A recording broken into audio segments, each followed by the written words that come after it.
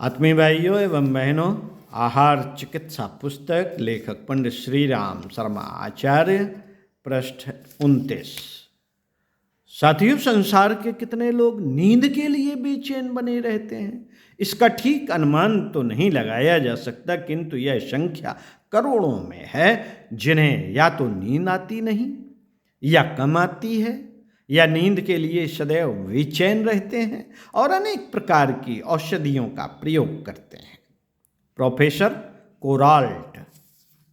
कोराल्ट ने इस निद्रा समस्या का गहन अध्ययन किया है और अनेक रोगियों पर लगातार प्रयोग करने के उपरांत इस निष्कर्ष पर पहुंचे हैं कि जो लोग नमक का अधिक प्रयोग करते हैं अथवा शक्कर अधिक खाते हैं उनको अनिद्रा रोग लग जाता है, क्योंकि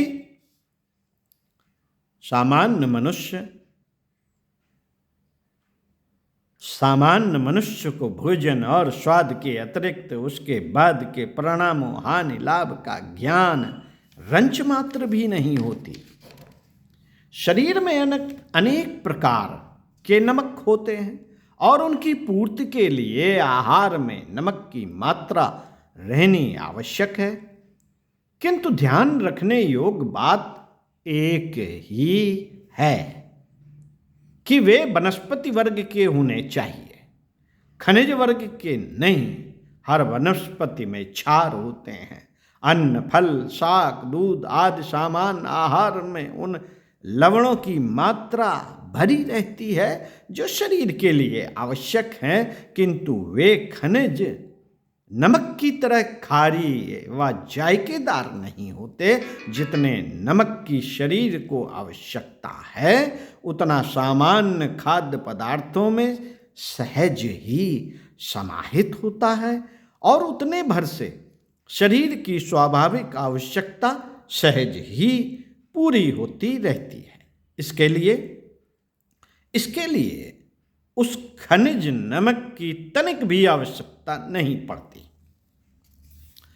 विज्ञान की आधुनिक गवेषणाओं के अनुसार नमक मनुष्य शरीर के लिए एकदम अनावश्यक है। स्वास्थ्य और शरीर व्यवस्था के लिए जितना नमक आवश्यक होता है वह प्राकृतिक रूप से अन्न और सब्जियों के रूप में अपने आप मिल जाता है। भारतीय ग्रंथों में आहार शुद्धि का जहाँ उल्लेख आता है वहाँ प्रत्याहार साधना के अंतर्गत नमक का प्रयोग बंद कर देने की बात भी कही गई है।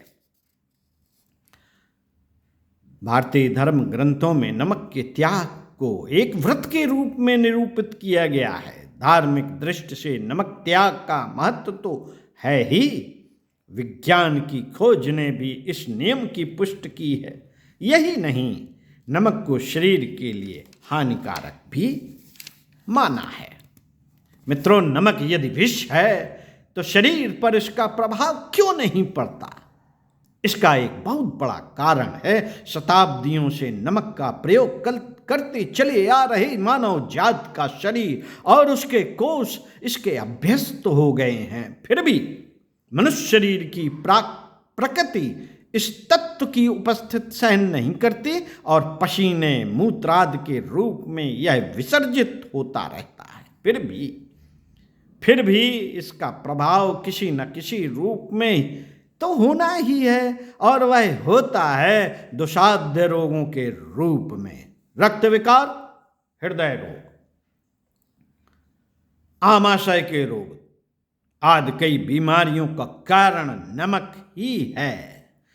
चिकित्सक लोग रोगी की चिकित्सा करते हुए परहेज में नमक न खाने की सलाह देते हैं। इसका कारण यही है कि शरीर में नमक की मात्रा बढ़ते रहने पर रोग का दूर होना मुश्किल है।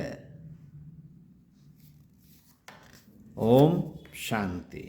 साथियों, आहार चिकित्सा पुस्तक आपको पढ़कर सुनाई।